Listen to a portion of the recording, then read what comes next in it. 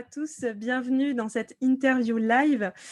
Donc, avant de vous présenter notre invité, je vais vous expliquer très rapidement pourquoi on fait cette interview aujourd'hui.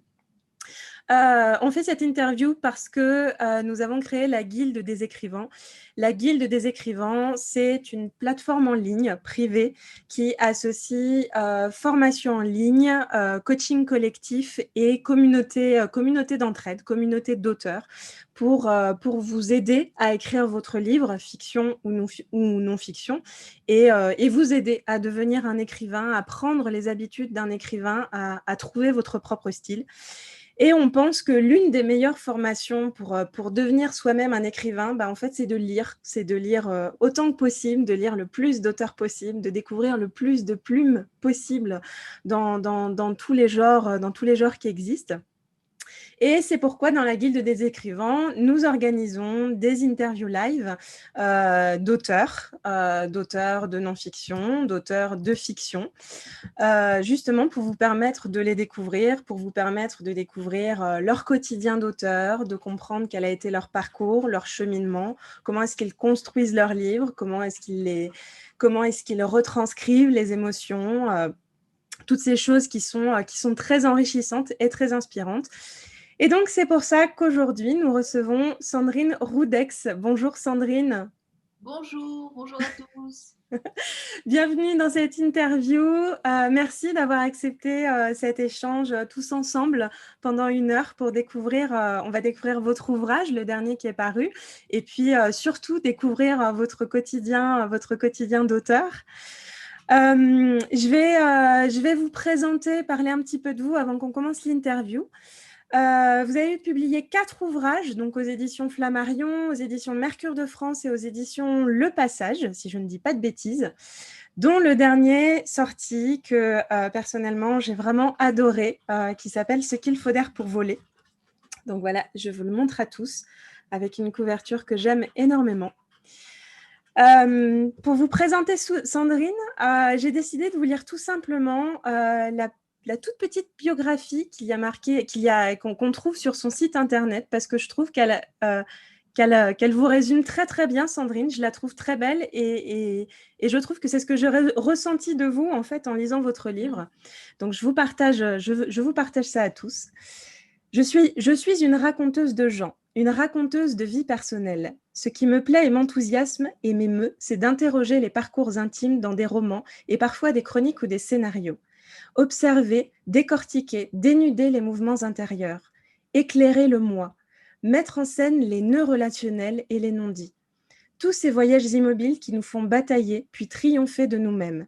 À travers des histoires de famille, de maternité ou de féminité, des personnages souvent inspirés par mon entourage, des partis pris de forme et de style, je raconte ces cheminements qui bouleversent et transforment nos identités en fleurs et en épines.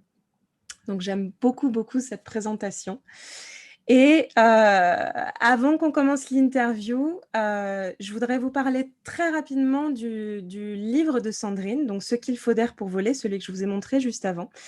J'avais prévu d'écrire une petite présentation du livre spécialement pour l'interview. Mais en fait, j'ai fait le choix de vous lire un petit extrait de la chronique que j'ai réalisée pour ce livre dans la Guilde des écrivains. Parce que tout simplement, cette chronique, je l'ai écrite juste après avoir terminé ma lecture. Donc, j'étais encore complètement plongée dans tout ce que j'avais ressenti à travers ce livre. Et donc, voilà, j'aimerais essayer de vous faire ressentir ça. D'abord, j'ai craqué pour la couverture. Je craque toujours pour des couvertures avant de craquer pour des livres. J'aime les livres aux couvertures qui me questionnent et me touchent avant même que je ne les ouvre. Après, j'ai craqué pour le titre. Je me demandais qu'est-ce qui a besoin d'air pour voler. Visiblement, ça parlait d'enfance et de grandir. J'ai 2 enfants. Je veux qu'elles aient suffisamment d'air pour voler. Et moi aussi. Ensuite, j'ai entendu beaucoup de monde en dire beaucoup de bien. Alors forcément, il fallait que je le lise. Voici la 4e de couverture. Au retour, on avait atterri à l'aéroport à minuit passé, 1 heure de retard et les bagages qui se faisaient attendre. Et devant le tapis vide qui ne charriait que notre fatigue, tu m'avais annoncé que tu ne rentrerais pas et que tu irais dormir chez Victor. À cette heure ?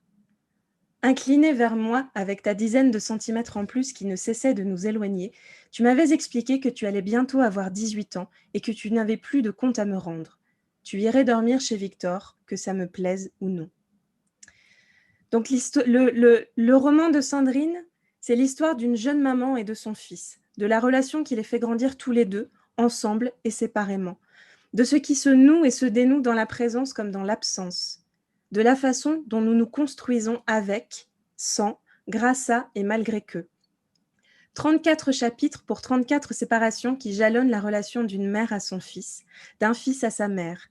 Autant de photos qu'elle passe en revue au fil du livre, des photos que nous ne voyons pas, mais que nous voyons quand même à travers ces mots. Je l'ai aimé parce qu'il est juste, vrai. Pas d'épanchement larmoyant, pas d'envolée lyrique, juste la vie, les émotions, les questions, les doutes qui nous prennent au détour d'un virage. Juste des choix avec leur lot de conséquences. C'est le portrait d'un fils qui se cherche, le portrait d'une femme qui fait le choix d'être autant femme que mère, qui s'autorise à voler comme elle ne se l'autorise pas toujours, qui autorise son fils à voler comme elle s'y accroche. C'est beau parce que c'est juste, parce que c'est authentique, parce que ça raconte la vie, parfois douce, parfois plus difficile. Voilà, donc voilà ce que j'ai ressenti moi à la lecture de ce livre. Et ce que je vous propose, c'est qu'on commence tout de suite l'interview qui va se passer en deux parties. La première partie qui va concerner plus spécifiquement donc l'ouvrage de Sandrine et la deuxième partie qui va concerner son parcours d'auteur, son écriture, sa créativité, son quotidien d'auteur. Voilà, donc Sandrine, je vous propose qu'on commence. Eh ben oui, moi je suis toujours très touchée d'entendre les chroniques, les retours de lecture, les impressions de lecture, et la vôtre m'émeut particulièrement parce que c'est vraiment vibrante et c'est chouette. Merci. Je pense qu'elle vous aimait tout simplement parce que votre livre m'a énormément émue. Donc, donc c'est la retranscription immédiate. Tout va bien. C'est ça. Alors, première question. Comment est-ce que vous avez vécu l'écriture de votre livre, Sandrine ? Au départ, vraiment comme quelque chose dont j'avais besoin pour tenir debout. J'ai commencé à écrire au moment où mon fils est parti de la maison et où je vivais un blues sur lequel je ne mettais pas forcément un nom, mais en tout cas, j'étais bouleversée de questions et de silence, le silence de la maison, le silence de mes journées, le silence de mes week-ends et de ma responsabilité qui n'était plus à l'œuvre. Je n'allais plus être responsable de mon enfant, du frigo à remplir, de m'inquiéter de où il était et ce qu'il allait faire.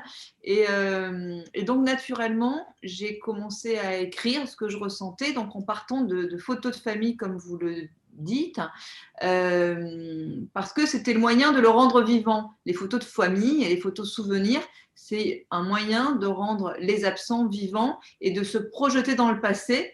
Et du coup, c'était ma manière à moi de mettre du passé dans mon présent, de mettre du passé heureux et avec lui dans mon présent où il n'était pas. Et donc, cette écriture, elle a été plutôt libératoire, elle m'a tenu compagnie beaucoup.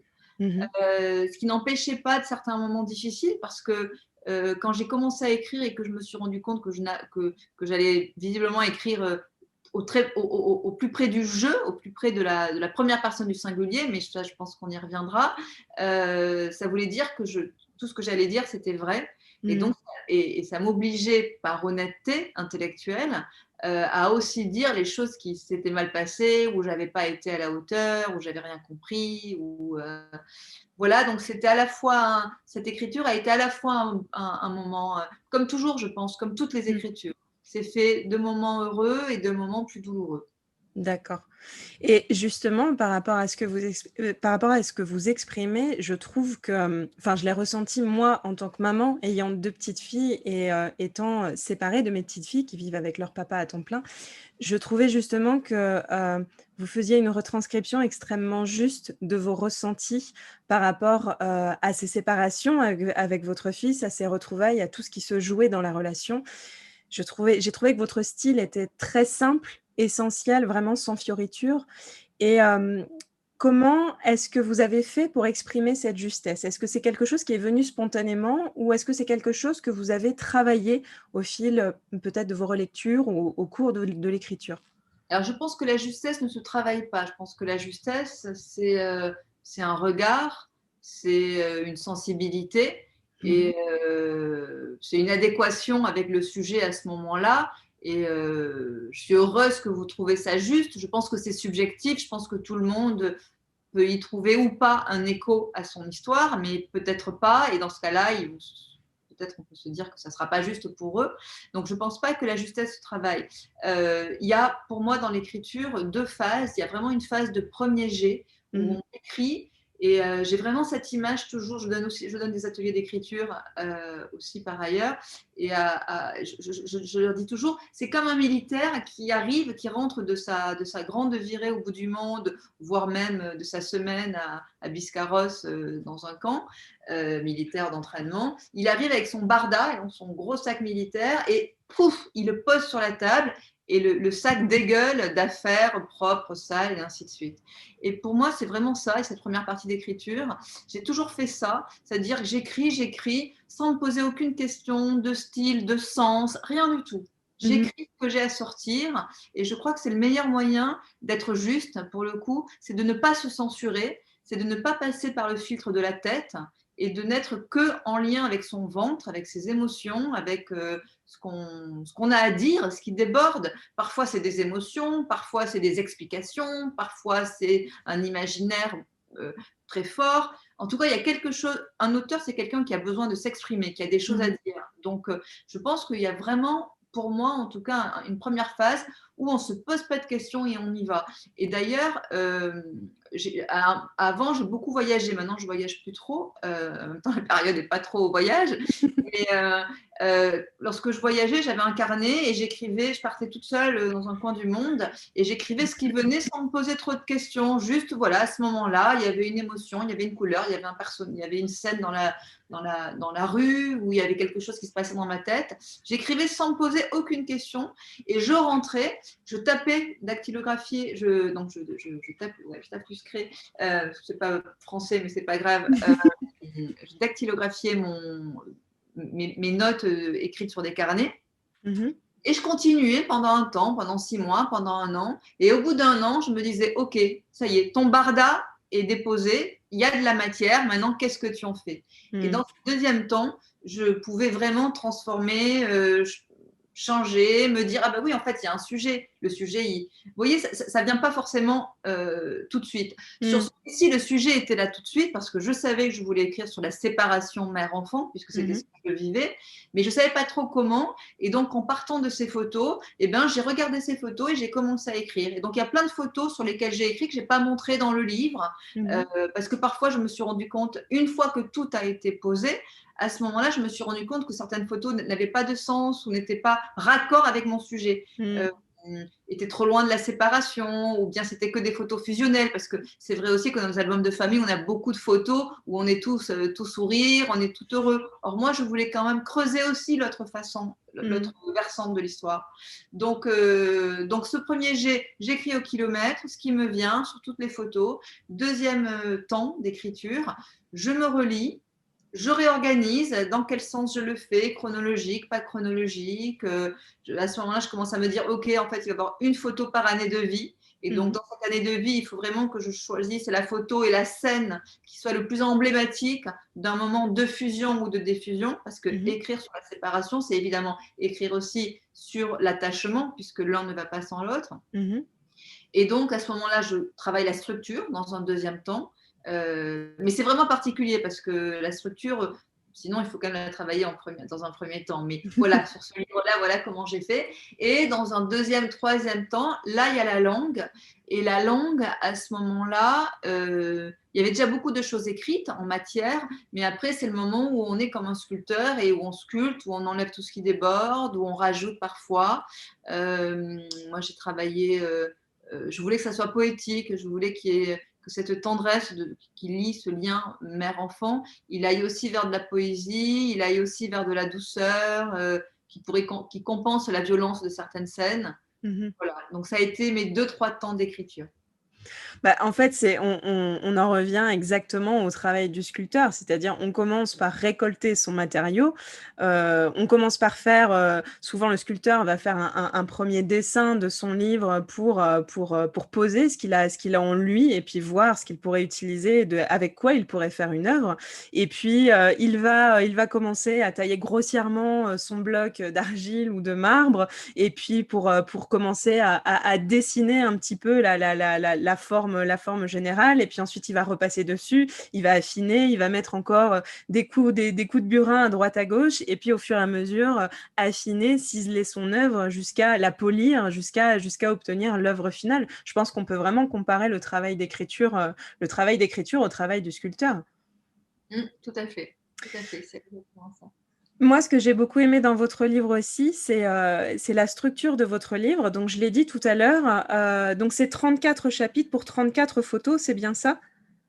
Oui, en fait, il y a 20 ans, et il y avait au départ 20 ans, 20 chapitres et 20 photos. Mmh. Vraiment une photo par année. Et ensuite, après, donc pareil, vous voyez, dans ce deuxième temps, je me suis dit, non, il y a des moments où je ne peux pas faire qu'une photo par année parce qu'il se passe trop de choses. Et, euh, et pour ma dramaturgie, un livre, un roman, ce qui distingue un roman d'un récit, c'est qu'il y a, dans un roman, il y a une dramaturgie. Ça veut dire qu'on insuffle un mystère au lecteur, une forme de mystère qui donne envie de tourner la page. Mmh. Et ça ressemble à une ligne brisée, évidemment. Il y a des hauts, il y a des bas, ce qu'en scénario, on appelle des rebondissements.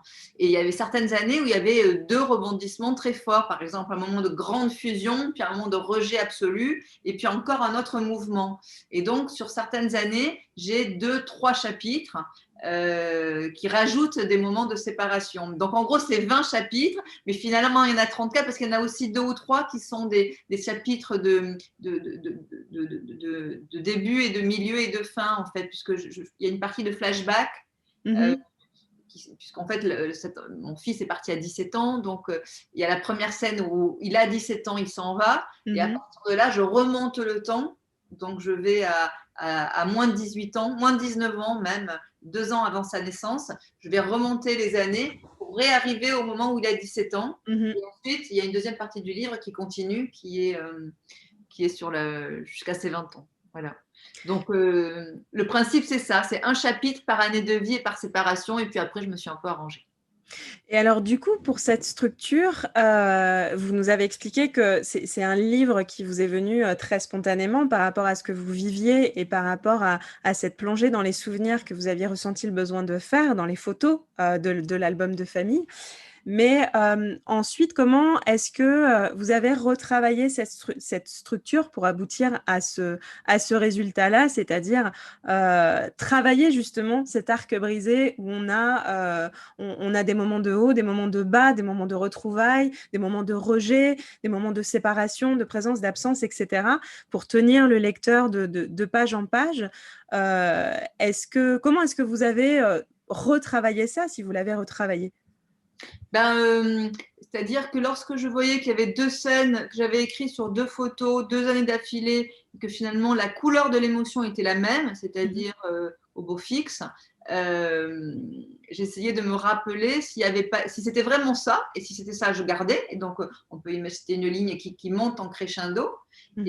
Et sinon, s'il n'y avait pas eu un événement qui était fondateur. Ce qui m'intéressait, c'était quand même vraiment de décortiquer ce mécanisme de la séparation et de me rendre compte, pour atténuer ma peine du présent, de me rendre compte que cette séparation ultime ne venait pas d'arriver tout de suite et que voilà, mon enfant était parti d'un coup, mais non, il n'avait cessé de partir depuis qu'il était né. Et Mmh. donc, j'ai revisité toutes les séparations, petites séparations, la séparation au moment de la naissance, évidemment, la séparation des corps, et puis la séparation des bras quand il commence à marcher et qu'on n'est plus en train de le porter, et puis la séparation du langage au moment où il se met à dire non et à dire je pense. Tout ça, c'est des moments où l'enfant nous échappe. Et donc, une fois que j'avais articulé ce dispositif, qui était donc un chapitre, une année de vie, un moment de vie, on va dire, puisque j'ai un peu triché parfois avec les années, et une séparation, j'ai essayé de voir ce qui était le plus important pour raconter fidèlement l'évolution. Ce livre, c'est le récit de 2 émancipations. C'est un enfant qui s'émancipe, qui naît, grandit et s'envole. Et c'est aussi le récit d'une maman qui a un enfant très jeune, qui passe du statut de jeune fille au statut de maman, et puis qui finalement, peu à peu, va elle aussi s'émanciper et va devenir une femme. En devenant mère, ça va l'aider à devenir une femme, à devenir une adulte. Au départ, elle n'est pas du tout adulte. Et donc, il y avait ces 2 chemins-là à mettre en parallèle et à structurer pour qu'on ait à chaque fois une progression. Voilà. C'est important. Il n'y a pas de ligne plate dans un roman. Il y a où on monte, où on descend, mais on n'est pas plat, parce que si on est plat, on ennuie notre lecteur et on s'ennuie souvent soi-même. Mais c'est ça que j'ai trouvé très intéressant dans votre livre, c'est-à-dire que effectivement, c'est pas juste 34 chapitres avec 34 photos, 34 moments, etc., avec un chapitre, dans chaque chapitre, une séparation, des retrouvailles, etc. C'est qu'il y a vraiment une montée crescendo qu'on ressent, et c'est là où on voit l'importance du travail que vous avez fait, et c'est là où on voit aussi à quel point le découpage, le travail sur le livre, à quel point la forme, l'expression des émotions viennent porter l'histoire. C'est-à-dire qu'un roman, ce n'est pas seulement le récit de choses qui se passent et qui s'enchaînent. C'est le récit, comme vous le disiez, d'une évolution, en l'occurrence de 2 évolutions, 2 émancipations, et c'est aussi dans quelle mesure ce qu'il se passe dans votre livre a un impact sur ces 2 personnages, sur leur lien, sur leur émancipation, sur leur envol, justement, puisque c'est le titre de votre livre. Et c'est là où on voit que le travail sur la structure est très important quand on écrit une histoire. Souvent, on a l'impression que écrire un roman, et c'est le réflexe naturel de tout le monde, c'est compréhensible, on pense qu'écrire un roman, raconter une histoire, c'est enchaîner des événements. C'est un personnage et puis des choses se passent les unes après les autres. Mais en vrai, il est important de toujours se poser la question du sens, de l'évolution du personnage, de ce qu'elle vient mettre en lumière, et du coup de ce qu'on souhaite pouvoir montrer à notre lecteur et ce qu'on veut partager avec lui. Et je trouve que vous l'avez très très bien fait dans votre roman.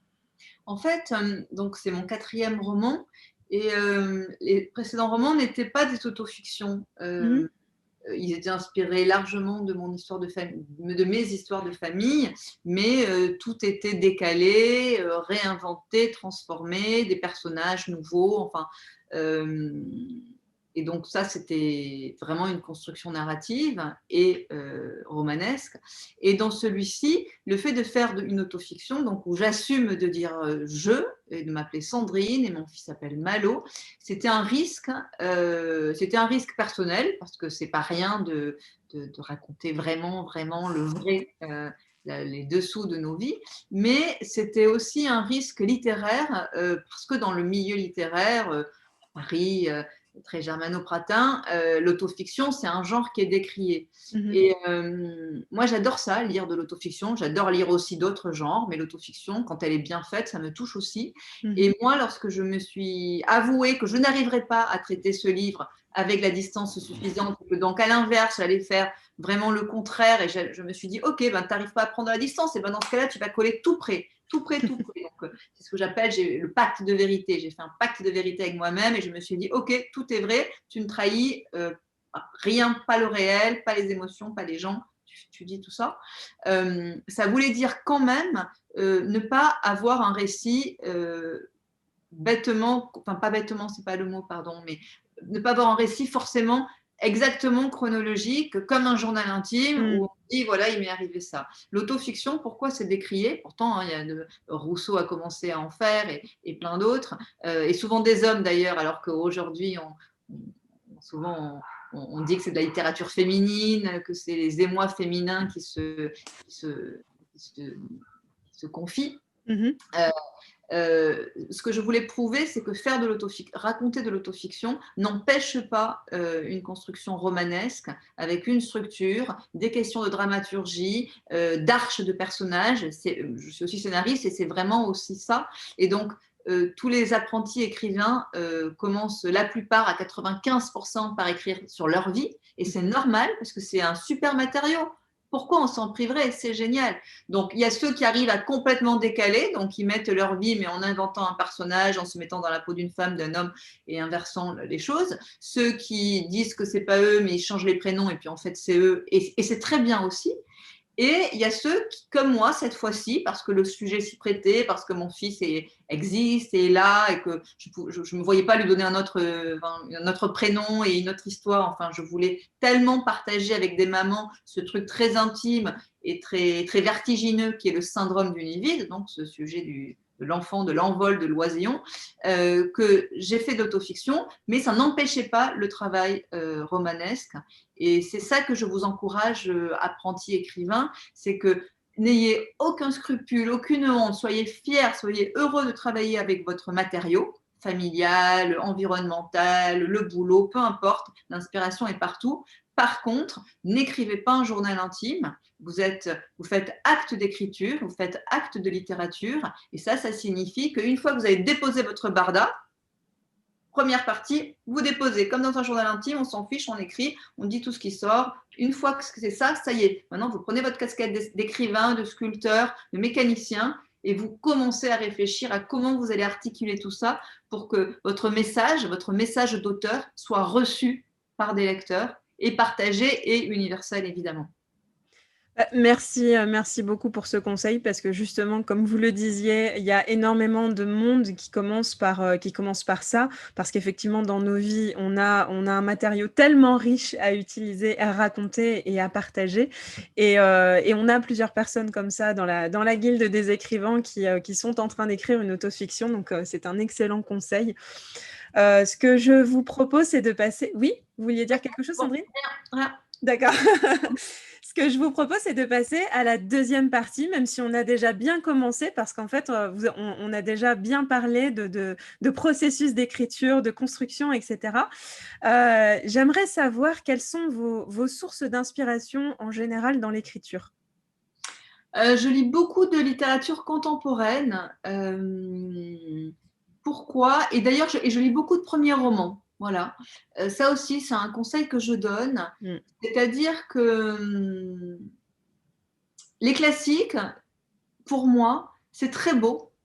Ça m'a fait grandir, ça m'a nourri quand j'étais petite et moyenne et ainsi de suite. Mais parfois, ça peut être écrasant. Et il ne faut pas se faire écraser au moment où on écrit et où on a envie d'essayer d'atteindre ce rêve d'écrire un livre. Et ce que je trouve dans la littérature contemporaine, c'est une accessibilité, un accès plus facile. Et dans les premiers romans, dans des bons premiers romans, une fraîcheur et une grande source d'inspiration parce que les coulisses sont apparentes. La cuisine des premiers romans, des primo-romanciers, est apparente et vous pouvez repérer des choses intéressantes que vous pouvez après vous approprier. J'ai un carnet sur lequel j'écris, alors des premiers romans, mais après aussi de toute la littérature contemporaine. Quand je lis un livre, je lis toujours un livre crayon à la main. Et j'ai deux manières de corner. Je corne en haut quand c'est une belle phrase, des jolis mots, quelque chose qui m'intéresse, et en bas quand c'est de la forme. En haut c'est le fond, en bas c'est la forme. Et ça permet après de revenir et d'apprendre. En fait, aujourd'hui, il existe quelques formations d'écriture, il y a quelques masters qui se mettent à exister et c'est génial. Mais jusqu'à présent, il n'y en avait pas. On apprenait à écrire tout seul. Et pour moi, on apprend à écrire, comme vous le dites très bien et beaucoup, Marjolaine, on apprend en lisant. Mais on apprend en lisant, pas en étant passif devant la lecture. On apprend en lisant en étant actif, c'est-à-dire en disant « Ok, lui, il a fait ça comme ça. Pourquoi? Voyons. » Par exemple, il y a eu des moments où je m'intéressais aux attaques de chapitres. Comment on commence des chapitres? Comment on commence un livre? Donc, évidemment, l'incipit, mais comment d'une manière… Oh, Élodie! Bonjour, Élodie! Comment on commence un livre? Comment on commence des attaques? Eh ben, j'ai lu je lisais des livres, évidemment, j'en lis tout le temps, mais je faisais plus particulièrement attention à ces attaques-là, à ces phrases-là de début. Et j'ai commencé à ressentir des familles de phrases. Il y a certains auteurs qui font des familles de phrases comme ça, d'autres comme ça. Pareil pour les titres de livres. J'ai fini par me faire une liste sur 2-3 pages. Je suis allée dans ma bibliothèque et j'ai remarqué que finalement, il y avait une douzaine de familles de titres. Les familles de titres avec des prénoms, les familles de titres avec des phrases très longues alambiquées, les familles de titres où on oppose grandeur et sentiment, orgueil et préjugés, la carte et le territoire, c'est encore autre chose. Mais voilà. Et dans du classique comme dans du moderne, ça fonctionne. Et donc, tout ça, c'est des sources d'inspiration et de travail pour apprendre à écrire. Bah, je dirais même de lire le plus possible, comme je le disais tout à l'heure et comme vous venez de le dire. Et puis aussi, autant que possible, enfin, ce que je fais moi personnellement pour m'inspirer, c'est non seulement de lire le plus possible, mais aussi de lire vraiment tout ce qui me tombe sous la main. Tout ce que je vois passer, tout ce qu'on me recommande. Je ne cherche pas à savoir si ça fait partie des genres que j'affectionne particulièrement, si c'est un auteur que j'aime ou que je n'aime pas. Au contraire, l'idée, c'est d'essayer de lire le plus de variétés possible, du plus grand nombre d'auteurs possible, parce que ça vous permet non seulement d'observer comment les auteurs écrivent, les techniques qu'ils utilisent, comme le disait Sandrine, et ça vous permet aussi d'explorer vos propres envies, d'explorer ce qui vous attire, et d'explorer aussi, parce que c'est très intéressant pour se connaître, d'explorer ce qui ne vous attire pas, ce qui ne vous plaît pas, ce qui ne fonctionne pas pour vous en tant que lecteur. Je sais que moi, personnellement, en tant que lectrice, et s'il y a des choses que je n'aime pas quand je lis un livre, je ne vais pas forcément avoir envie, du coup, de les écrire. Mais au moins, je le sais. Donc, ça me donne des indications sur ce que je veux écrire, sur ce qui me correspondrait mieux. Ou même, où je peux faire aussi le choix d'utiliser à certains moments des choses que je n'aime pas moi, mais parce qu'elles vont me servir à quelque chose de très particulier dans mon écriture. Donc, c'est vraiment, je pense, un des meilleurs conseils si on veut devenir un écrivain et améliorer sa plume, c'est vraiment de lire le plus possible. Abonnez-vous à des chroniqueurs littéraires, des blogueurs littéraires, des éditeurs aussi. Moi, personnellement, sur mon fil d'actualité Facebook, c'est quasiment que des éditeurs, des personnes comme ça, beaucoup de blogueurs littéraires. Et du coup, tous les jours, je dois avoir une dizaine de recommandations de livres. Et dès que je vois une couverture qui m'interpelle, un titre, simplement de savoir que la personne a aimé le livre, je ne sais pas si moi je l'aimerais, je le mets immédiatement dans ma liste, je le commande, je le lis. Et après, de lire en étant observateur, comme vous le disiez, Sandrine, non seulement se demander voilà, comment l'auteur attaque les chapitres, comment l'auteur va exprimer telle ou telle chose, mais aussi se demander, moi en tant que lecteur, je ressens ça. Je me suis attachée à ce personnage, ou je ressens de l'espoir, ou alors je le déteste, ou en tout cas, je suis happée par le livre. Qu'est-ce qui fait ça? Qu'est-ce qui provoque ça chez moi? Est-ce que j'arrive à identifier ça? Et ça va vous permettre en fait d'étoffer votre boîte à outils d'écrivain pour pouvoir ensuite trouver vos propres combinaisons et trouver votre propre style. Ce que j'aimerais savoir, Sandrine, si vous voulez bien le partager avec nous, c'est d'une manière générale, vous en avez parlé un petit peu pour Ce qu'il faut d'air pour voler, pour votre ouvrage, mais c'était un livre un petit peu à part. Quel est votre processus de création et d'écriture d'un roman? Le premier, alors, c'est à chaque fois un peu singulier et en même temps, il y a des points communs. Le premier, en fait, j'avais écrit une nouvelle et lorsque j'ai rencontré mon éditeur chez Flammarion, il m'a dit où vous en faites, ça me plaît, je vous la prends, je veux la publier, mais c'est pas suffisant parce que c'était trop court, il y avait une 50aine de pages. 40 pages, soit vous en faites un roman, soit vous en faites un recueil de nouvelles. Donc j'ai décidé d'en faire un roman, c'est un livre qui s'appelle Attendre, où je raconte une naissance non désirée vue par le prisme de 3 personnages. Et donc ma première nouvelle, c'était la jeune fille qui a 16 ans, qui attend son père qu'elle ne connaît pas à la terrasse d'un café. C'était son regard à elle. Et ensuite, j'ai choisi de remonter le temps. Et je l'ai fait après coup, en fait, en me disant, OK, comment je fais pour en faire un roman? Et j'ai décidé après de raconter la même histoire à un moment différent, vue par la mère, et un peu plus tard, la même histoire vue par le père. Donc ça, c'était une structure un peu particulière qui est venu, mais j'avais quand même déposé mon barda, entre guillemets, qui était la première nouvelle. Ensuite, le reste, ben, j'ai construit pour que ça fonctionne. Le deuxième, c'est vraiment l'exemple le plus proche, je pense, de ce que je fais habituellement. C'est vraiment, je déjeune avec mon éditeur, j'avais écrit un manuscrit et il n'en voulait pas. Et donc, j'étais évidemment déçue. J'avais travaillé 1 ou 2 ans dessus. Bon, c'était après attendre. Et puis, en discutant, je lui ai dit que j'avais bien un autre sujet, une autre envie, qui était d'écrire sur mes grands-mères et sur la transmission mère-fille sur plusieurs générations. Et plus exactement, sur la transmission du rapport à l'homme et de la féminité sur 5 générations de femmes dans une famille du Sud-Ouest, puisque je suis du Sud-Ouest.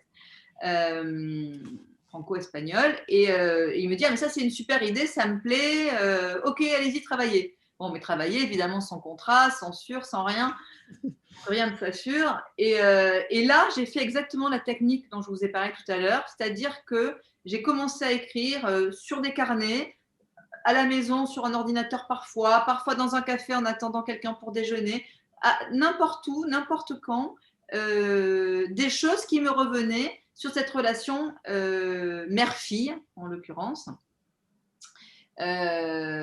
Et puis, en parallèle de ça, je continuais de lire et j'ai lu un livre et j'ai trouvé que la structure était intéressante et je me suis dit, tiens, si je faisais pareil. Et le livre que j'ai lu en parallèle, c'était un livre qui racontait une journée dans la vie d'une famille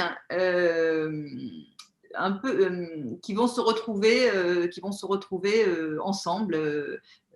Qui vont se retrouver ensemble. C'est la journée de cette famille.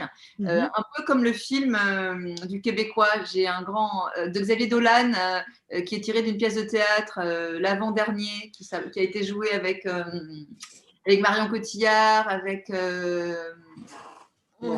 ne me dit rien.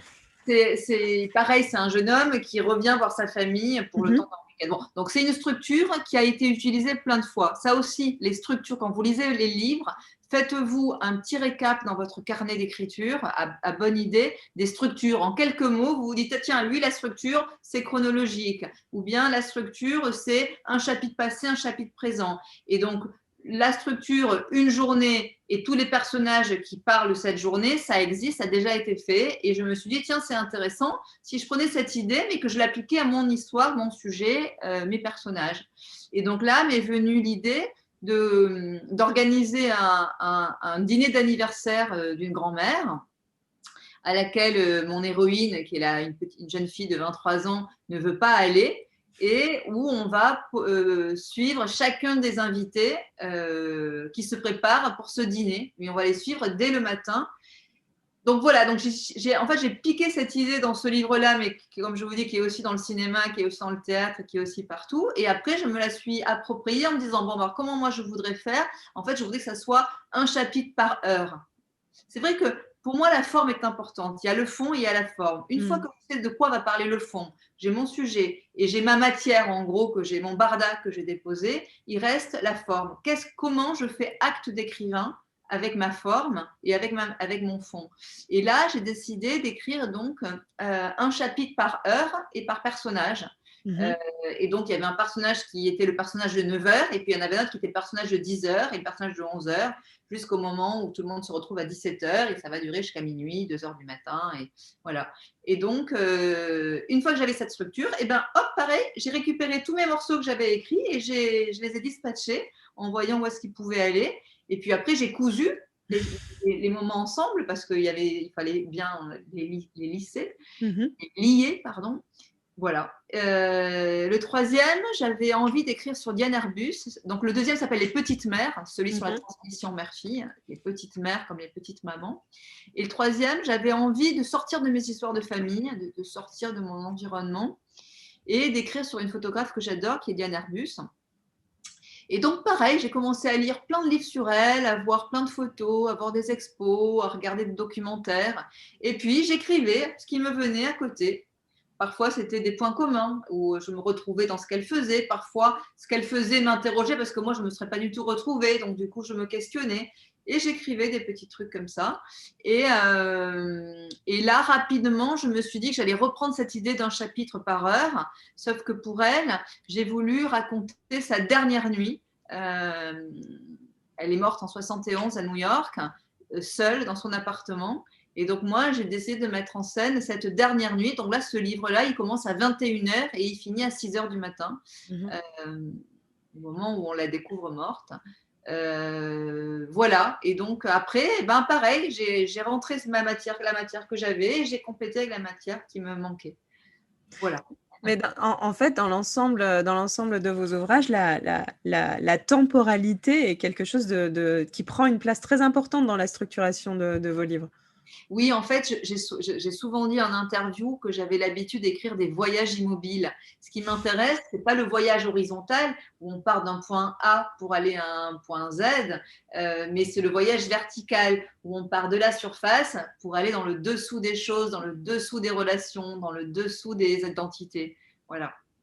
C'est très intéressant parce que ça aussi, que ce soit en coaching individuel ou sur la guilde des écrivains, on en parle beaucoup aux auteurs qu'on accompagne. Il y a ce qui se passe à la surface, c'est-à-dire l'enchaînement des événements. Et donc, oui, c'est l'histoire et on a envie de lire l'histoire et en tant que lecteur, on a envie de savoir ce qui se passe, bien sûr. Mais en vérité, on a aussi envie et surtout envie de savoir pourquoi ça se passe. Et donc, effectivement, il y a toujours une plongée qui est nécessaire depuis la surface de ce qu'il se passe jusqu'au dessous de la surface, là où les raisons se cachent, les raisons qui sont connues, qui sont inconnues, qui sont avouées, inavouées, et qui font que ces choses-là se produisent et qui font que les personnages évoluent dans une certaine direction. Et généralement, c'est ça qui nous tient en tant que lecteur, c'est de comprendre ces choses-là et si c'est pas tellement comprendre, c'est ressentir ces mécanismes. Parce que je pense que ce qui est intéressant en tant que lecteur, c'est de faire, plus que de lire un livre, c'est de faire l'expérience du livre. C'est d'ailleurs ce que je trouve que vous avez beaucoup réussi dans Ce qu'il faut d'air pour voler. Une question que se posent énormément les auteurs qui commencent à écrire leur premier livre et tout le monde nous a demandé de vous la poser. Comment est-ce que vous organisez votre travail d'auteur au quotidien? Comment vous organisez vos séances d'écriture, de création? Est-ce que c'est quelque chose, est-ce que c'est comme l'image que tout le monde a, l'écrivain qui se lève à 6h du matin, qui se met à sa table de travail avec son chat sur les genoux jusqu'à 21h le soir, ou pas? Comment est-ce que ça se passe habituellement? Alors, quand j'ai commencé à écrire sérieusement, en fait, à ce moment-là, j'étais reporter au Journal du Dimanche et donc je travaillais tous les jours. Et donc, j'avais du mal à écrire, à trouver du temps pour écrire. Et donc, oui, je me levais tôt. J'allais au journal assez tard, vers 10h, et je me levais à 7h. Et à 7h30, de 7h30 à 9h30, je me faisais 2 heures d'écriture, parfois 2h30, j'arrivais un peu plus tard. Sauf que très vite, je me suis rendu compte que ce n'était pas suffisant et que moi, je ne peux pas écrire le soir, je ne peux pas travailler le soir. Le soir, je tombe de sommeil, je suis une marmotte, j'ai besoin de dormir ou bien de me détendre, mais je suis incapable de travailler, ma tête ne fonctionne pas le soir. Et donc, j'ai eu la chance à ce moment-là de m'en rendre compte et de décider donc j'étais photographe donc pour le JDD, et donc j'ai quitté le JDD pour être indépendante, pour pouvoir organiser mes journées avec des matinées entières d'écriture et des après-midi où j'allais faire les photos selon les commandes des journaux qui m'appelaient pour le coup à ce moment-là en freelance. Et donc oui, donc je me lève pas à 6h du matin, mais à 8h, 8h30, je suis devant ma table de travail. En fait, je me lève et je vais chercher un thé et je commence à écrire avec mon thé à côté. En général, sans trop parler avant. J'ai besoin d'être dans cette bulle-là, d'être un peu encore dans le sommeil finalement, parce que j'ai l'impression que du coup, je me censure moins le matin, parce que mon esprit est encore un peu ensommeillé de la nuit. Et j'écris directement de mon cœur, mon ventre à mes doigts, sans que mon cerveau commence à se faire entendre sa petite voix qui dit « Ah, mais c'est pas super ça, mais ça c'est nul, mais t'as rien compris ». Bon, voilà, tout ce travail de sape, de ces petites voix qu'il ne faut pas écouter. Vraiment, il faut… Moi, j'ai même un conseil qui est presque de ne pas se relire quand on écrit, toujours dans cette histoire de barda. C'est vraiment ma façon de fonctionner. Mais Parfois, quand on n'a pas une super estime de soi ou qu'on a des moments où on n'est pas, on se sent pas très fort, ne donnons pas prise à ce travail de sape malheureusement qu'on s'inflige nous-mêmes. Et donc, écrivons, ne nous retournons pas, écrivons la matière, on verra après. Et une fois que ça sera sorti, en fait, on est tellement soulagé que ça existe, qu'il y ait, je sais pas, 100 pages qui existent, que c'est là. Et maintenant, on peut organiser. Et donc, je fais ça, j'écris tous les matins quand je suis en écriture. Et l'après-midi, si j'ai des photos, je vais faire des photos. Si j'ai pas de photos, je lis.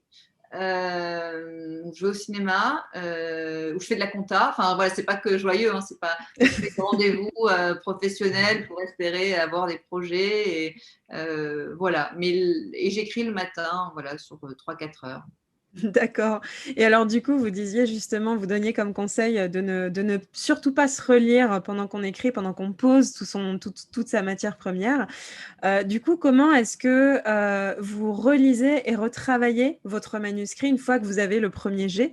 Et notamment, par exemple, comment est-ce que vous le retravaillez éventuellement avec votre éditeur et votre correcteur? Parce que c'est vrai que la plupart des gens qui se lancent dans l'écriture d'un livre ne connaissent pas du tout cet univers-là, ne savent pas forcément qu'il existe des correcteurs, qu'il y a un travail avec ces gens-là aussi derrière.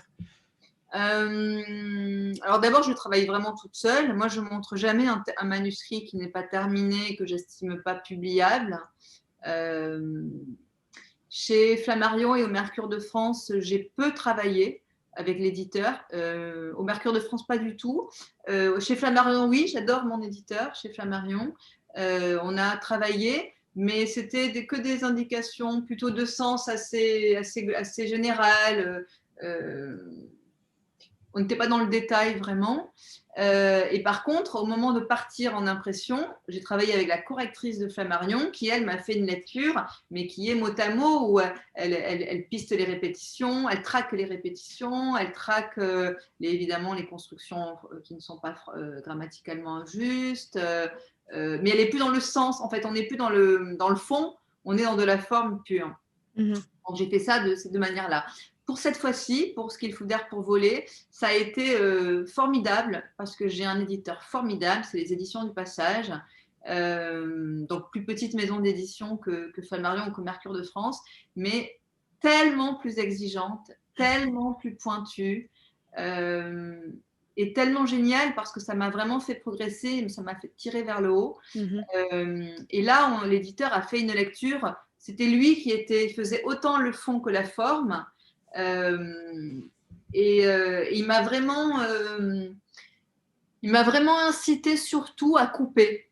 En fait, pour revenir à l'os, enlever le trop-plein, les redites. Souvent, on dit plusieurs fois la même chose. On trouve que, tiens, on a trouvé une jolie formule, alors on la remet, ou on a l'impression qu'on n'a pas été bien comprise.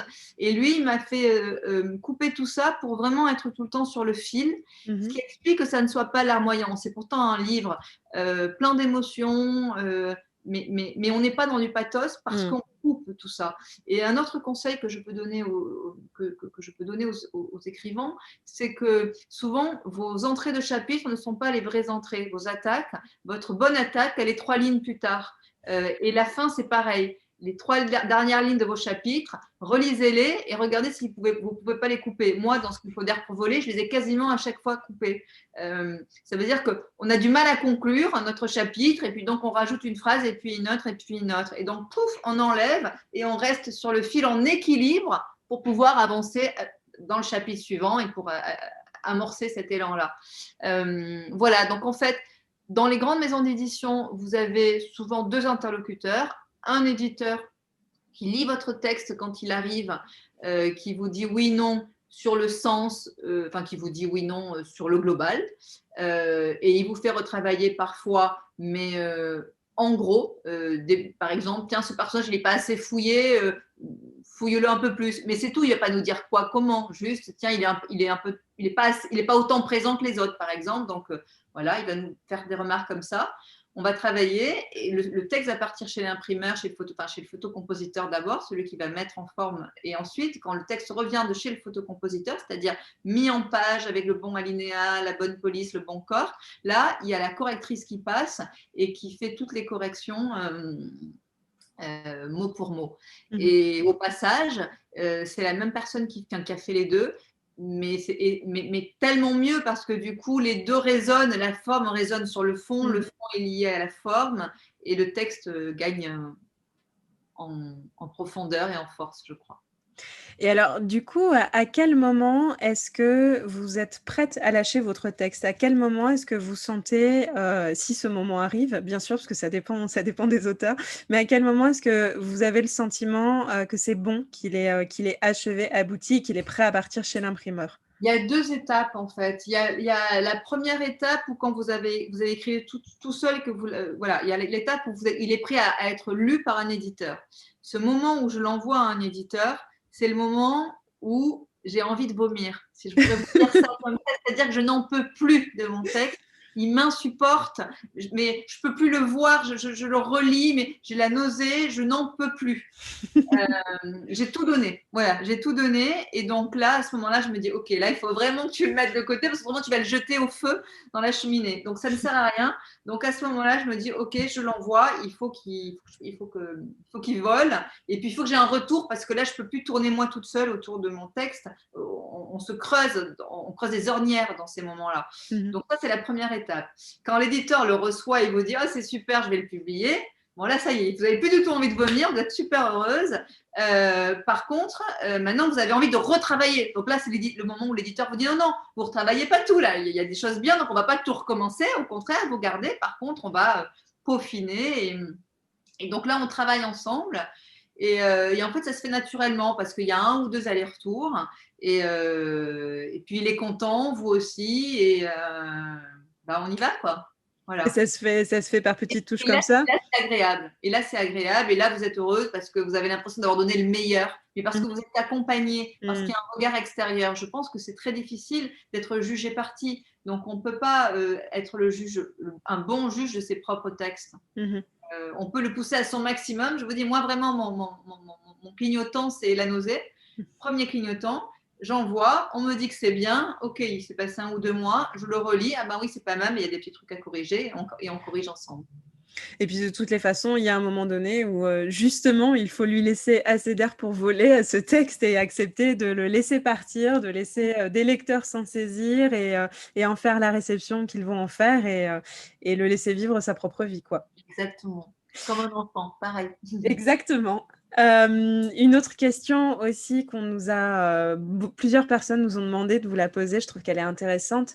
Quelle est pour vous l'étape la plus difficile dans l'écriture d'un roman? Et quelle serait pour vous l'étape la plus facile? Je pense que l'étape la plus difficile, pour l'avoir aussi rencontrée en atelier, c'est la structure.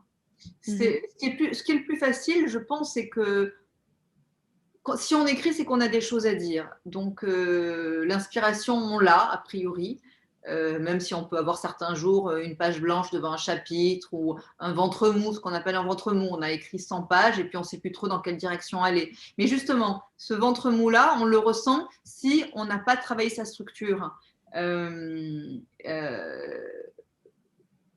pense que le plus dur, c'est de trouver une structure qui soit où chaque chapitre apporte quelque chose de nouveau au précédent et qui emmène le lecteur là où il ne s'y attend pas. Parce que évidemment, un pacte de lecture et d'écriture, c'est quand même la première fonction d'un livre, c'est de distraire. Distraire, ça veut dire ne pas ennuyer, mais ça veut dire aussi emporter, évader. Donc aller dans des endroits où on ne pensait pas aller, où on ne s'attendait pas à aller. Donc je pense que le plus dur, c'est la structure. Et la plus facile? Et la plus facile, pour moi, l'inspiration, parce qu'on porte tous en nous des histoires, en fait. On a tous en nous 1000 romans.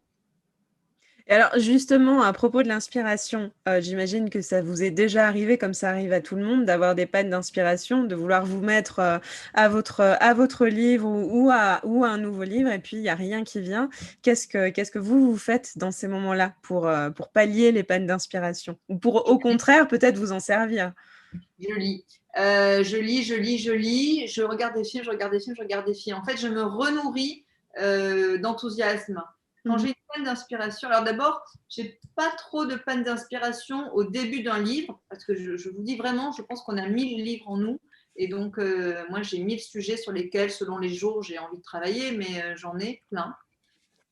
Par contre, quand je suis dans un livre, et une fois que j'ai écrit en gros, j'ai en gros ma structure et j'ai en gros j'ai eu suffisamment de matière écrite pour commencer à faire ma structure, j'ai pas quand même tout écrit. Et donc, il y a des moments où il me manque des chapitres et là, j'ai la page blanche et là, je ne sais pas comment continuer et là, c'est dur et là, je mets 5 heures pour écrire 3 lignes. Ça arrive, c'est pas grave. Dans ces moments-là, il faut surtout se dire que demain, ça ira mieux et c'est souvent le cas. Le lendemain, on ne sait pas pourquoi, ça part, c'est parti. Il y a quelque chose qui s'est débloqué et on écrit. Donc, dans ce moment-là, il ne faut pas insister, il faut, il me semble, se nourrir. Dans ces moments-là, on est sec, et on est sec, soit parce qu'on est de mauvaise humeur, parce qu'on a des soucis, parce qu'on est peut-être parfois le nez trop proche du guidon, trop proche de la fenêtre. Et donc, aller voir ailleurs, aller voir des films ou des livres, et surtout s'enthousiasmer. Et moi, quand je retrouve de l'enthousiasme pour un livre ou pour un film, eh ben, je retrouve de l'inspiration pour mes livres. C'est vraiment communicant. C'est le beau des autres et l'émotion des autres me donne envie, moi aussi, de me reconnecter, moi aussi, à mon beau à moi et à mon émotion à moi. Mais ce qu'il faut garder à l'esprit pour tous ceux qui sont là et qui nous écoutent, c'est que la créativité, ce n'est pas une machine et que donc elle a besoin aussi de moments où elle peut s'oxygéner l'esprit elle-même. Elle ne peut pas fonctionner sur commande en permanence. On a décidé qu'aujourd'hui, on allait faire 6 heures d'écriture. Bah oui, mais ça vient pas. C'est comme ça. Il y a effectivement des moments où il faut la nourrir, où il faut... c'est généralement dans ces moments-là, d'ailleurs, où les meilleures idées nous viennent, parce que justement, on n'est pas dans cette pression du devoir créer, entre guillemets. Alors évidemment, quand on est en train d'écrire, essayez autant que possible de ne pas vous mettre cette pression, de rester dans l'intuition et puis de laisser sortir ce qui vient. Mais bon, c'est pas toujours facile de ne pas se mettre cette pression. Et puis, bah, il y a des moments, il faut lâcher la bride à sa créativité. Elle a besoin d'autre chose, elle a besoin d'air. Donc, et je pense vraiment que ces moments aussi de pause, ces moments où on lâche son écriture, on lâche son livre et où on va faire autre chose, font en réalité partie intégrante de l'écriture du livre. Et donc, ce sont des moments nécessaires. Si vous travaillez 12 heures par jour dans votre activité professionnelle, à un moment donné, quelqu'un va vous conseiller de lever le pied et de vous reposer, et vous allez trouver le conseil pertinent. Et en fait, c'est pareil pour l'écriture. C'est pas parce que c'est une passion, c'est pas parce que à la base c'est une envie, un plaisir, que vous ne considérez pas ça comme un travail, une contrainte, que ça ne demande pas pour autant son temps de repos, son temps de maturation, son temps de ressourcement. Ça fait partie du processus d'écriture. Et je pense que le meilleur moyen de ne pas culpabiliser de ces moments-là dont on a tous besoin, c'est de garder ça à l'esprit, que ne pas écrire fait partie de l'écriture du livre. Une autre question, à partir de quand est-ce que vous vous êtes considérée comme écrivaine? Jamais. J'aime beaucoup cette question parce que j'aime toujours beaucoup les réponses. Alors, c'est marrant. J'ai eu un débat il n'y a pas très longtemps dans une rencontre. On était 2 écrivains, un homme et une femme, et on n'a pas du tout la même réponse. Et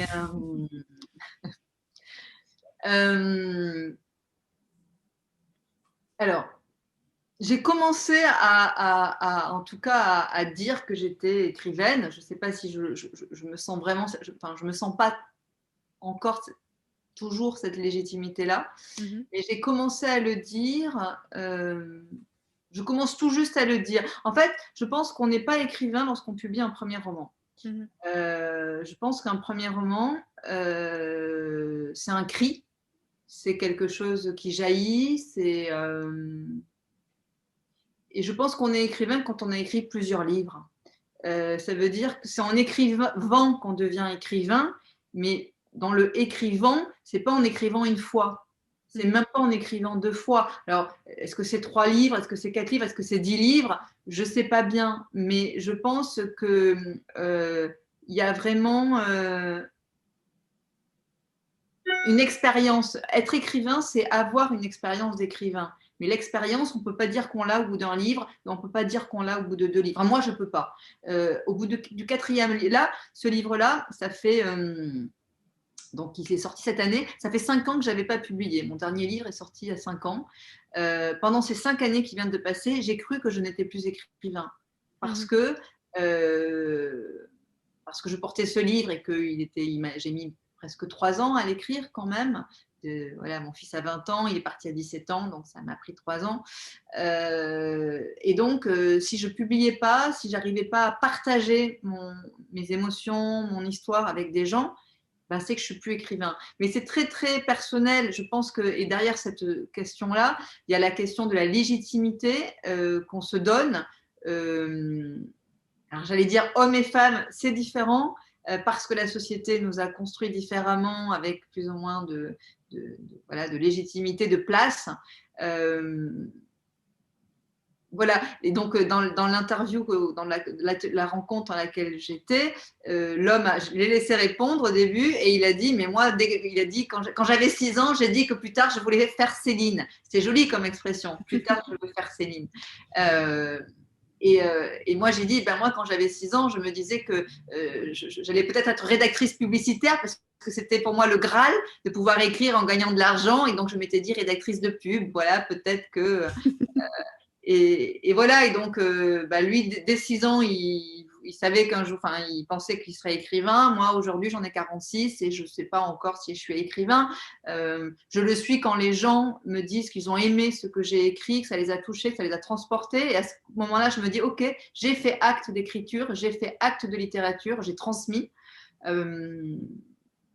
Mais la minute d'après ou dans 6 mois, quand je vais recommencer à écrire mon prochain livre, peut-être que je me sentirai plus écrivain.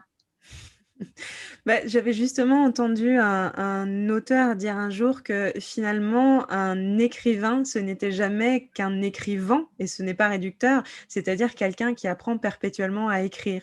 Et c'est pour ça d'ailleurs ça nous tenait à cœur d'appeler la guilde des écrivains comme ça, parce que ce qu'on a constaté en accompagnant des gens dans l'écriture de leurs livres, c'est que la grande majorité ne s'autorise pas à concrétiser ce rêve qui est pourtant très très fort chez eux, parce que le simple mot écrivain les terrifie. Ils ne s'autorisent pas à se voir comme ça.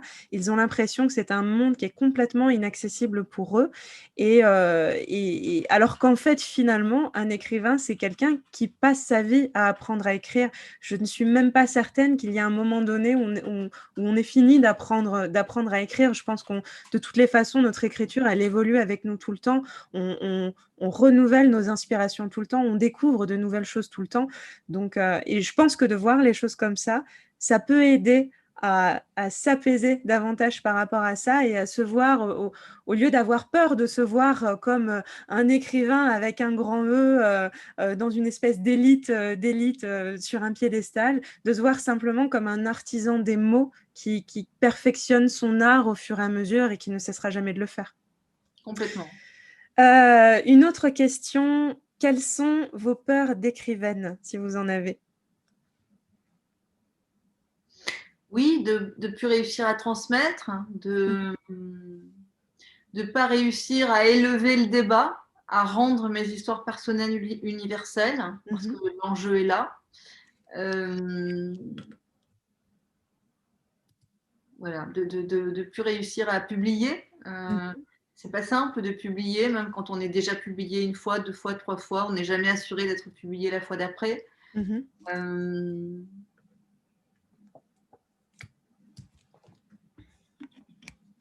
De rencontrer des lecteurs qui auraient détesté mon livre. Je préfère ne pas entendre ça. C'est difficile. De plus réussir à aller au bout de quelque chose. Je pense qu'à chaque livre, je me demande si je vais réussir à aller au bout. C'est pour ça que je vous disais vraiment que c'est important de savoir au moins qu'on a la matière. Parce qu'une fois que la matière est là, moi j'ai un peu moins peur de ne pas réussir à aller au bout parce que après c'est du travail. mais la matière est là, en fait. Et pour terminer, après on passera aux questions des participants, si vous en avez les uns les autres. Quel serait le conseil que vous aimeriez donner aux gens qui rêvent d'écrire un livre, mais qui n'osent pas se lancer, qui ont peur, qui se sentent illégitimes, qui ont peur de ne jamais y arriver, de ne pas être assez littéraire, de ne pas se poser de questions et de faire, vous savez vraiment la différence entre ceux qui rêvent et ceux qui font. Ceux qui font, ils rêvent aussi, mais ils s'en foutent du regard des autres, ou en tout cas, ils essaient de s'en foutre. Et ils font, si vous avez envie d'écrire, écrivez. Écrivez tous les matins, tous les deux, quand vous pouvez, tous les matins, tous les après-midi, ou tous les week-ends, si c'est que tous les week-ends, peu importe. Mais écrivez, fixez-vous un rendez-vous avec vous-même pour écrire. Si c'est une fois par mois, ben c'est une fois par mois, mais par contre, vous le tenez. Bon, une fois par mois, ça ne fait pas beaucoup, mais peu importe, trouvez votre rythme à vous et ne vous posez pas de questions en chemin. Vous verrez bien à la fin, mais ne vous posez pas de questions en chemin, ne vous relisez pas, ne vous dites pas que c'est nul, ne vous dites pas que vous ne savez pas faire. Faites, il n'y a que ça. Merci beaucoup, Sandrine. Je pense que toutes vos réponses auront été extrêmement inspirantes pour tout le monde. Du coup, est-ce que vous avez des questions les uns les autres? Alors, si vous en avez, je vous demande simplement de mettre un petit message dans la conversation. Vous pouvez cliquer sur « Converser » en bas de votre fenêtre. Vous mettez un petit message. Moi, j'ai une question. Et du coup, Stéphane vous activera votre micro. Stéphane, pour Snake.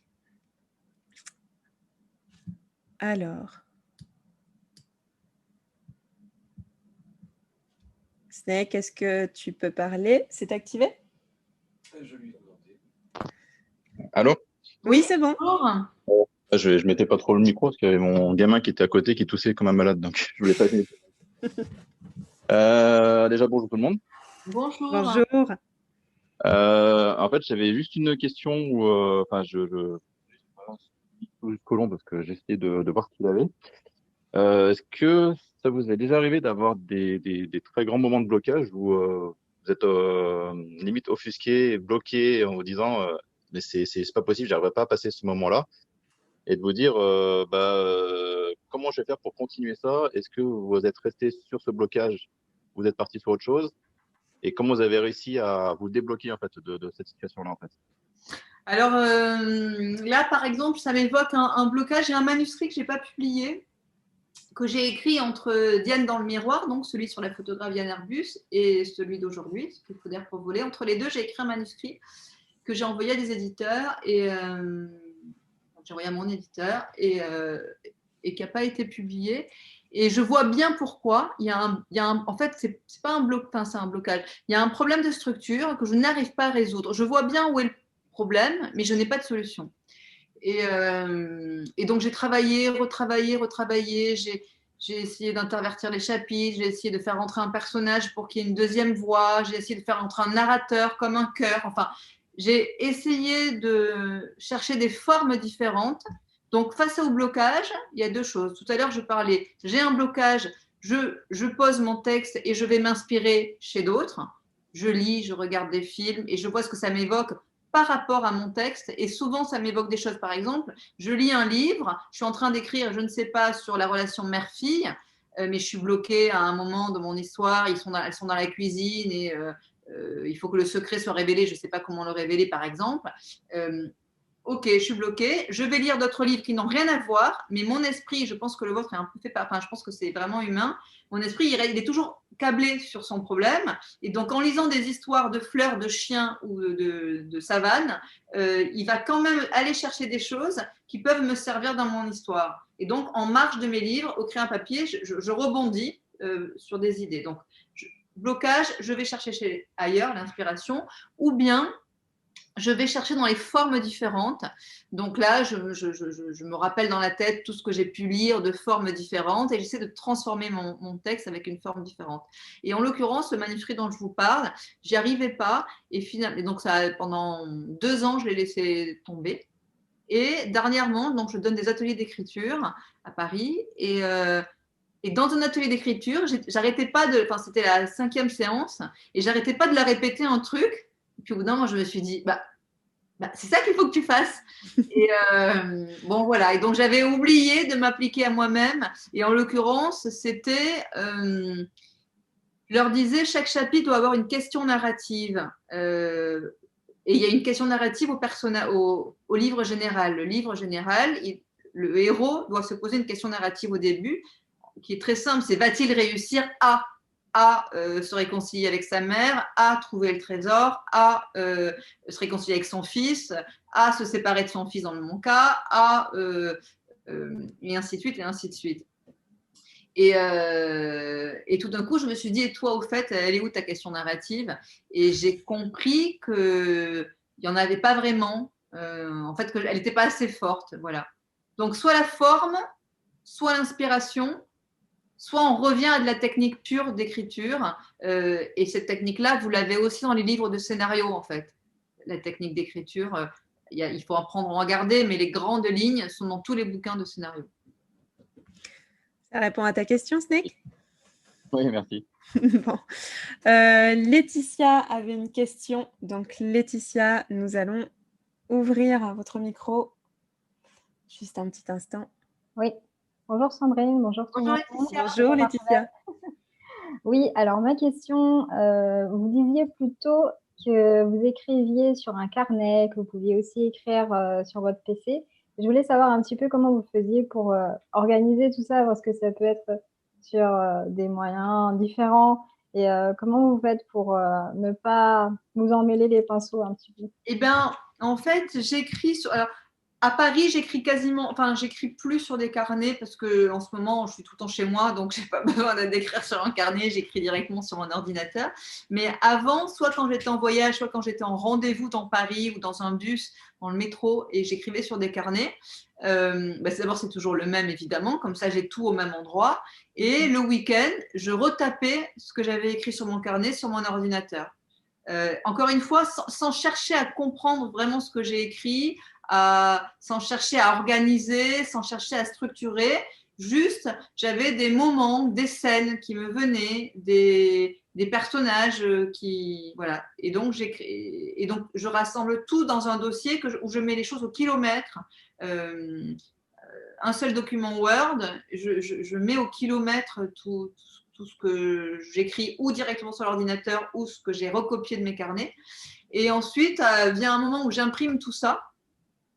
Je lis d'abord tout ça et où je commence à me rendre compte qu'il y a une histoire qui se dégage quand je ne l'ai pas prévue en amont, vraiment.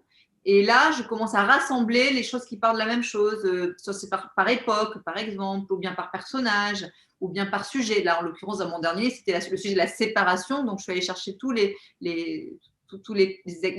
écrits qui parlaient de la séparation, puisque c'est ça qui m'intéressait. Et une fois que je les ai tous mis, c'est là où je commence à faire mon Lego, en fait, mon jeu de construction. Et ensuite, j'imprime. Et là, je commence à retravailler. Et je découpe. Quand j'imprime, je travaille même avec des ciseaux et avec des agrafeuses et avec du stabilo. Et je mets tout par terre sur mon parquet. Et genre, vous voyez, c'est vraiment le Lego grandeur nature. Mais il y a un seul document où j'écris tout au kilomètre. D'accord, merci. Alors, la question suivante, comme la personne n'a pas renseigné son prénom, je vais la poser du coup directement. Quelle a été la réaction de votre fils en découvrant votre livre? C'est une très bonne question, oui. Elle a été chouette, complexe, évidemment, mais chouette. Il était au courant du projet, donc depuis le départ, il savait que j'écrivais sur lui. Plusieurs fois, je lui avais dit, tu sais, je vais parler aussi des moments qui fâchent, des moments où ça a été difficile entre nous, parce que c'est ça qui est important à partager pour montrer aussi qu'on en sort, comment on peut en sortir et comment finalement tout ça, ça reste des conquêtes de soi. On se construit à travers aussi les disputes et les moments difficiles.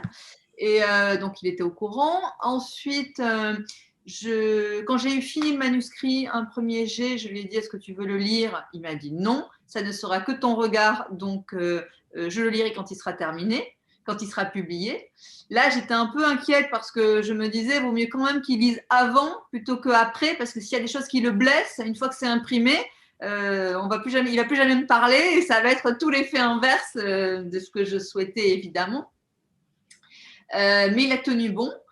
Ensuite, je lui ai parlé des prénoms parce que je lui ai dit, tu sais, c'est un livre où j'ai fait un pacte de vérité, donc tout ce que je dis est vrai, enfin à mes yeux, en tout cas, c'est comme les faits sont vrais et l'interprétation, c'est mon interprétation. Et du coup, tous les gens qui ont traversé notre vie depuis 20 ans, ils sont, enfin, et qui me semblaient importants par rapport au sujet du livre, qui était la séparation, sont dedans. Et donc, en l'occurrence, il va aussi avoir le nom de tes amoureuses, comme il y a le nom de mon amoureux. Voilà, j'ai eu un grand amoureux pendant cette période.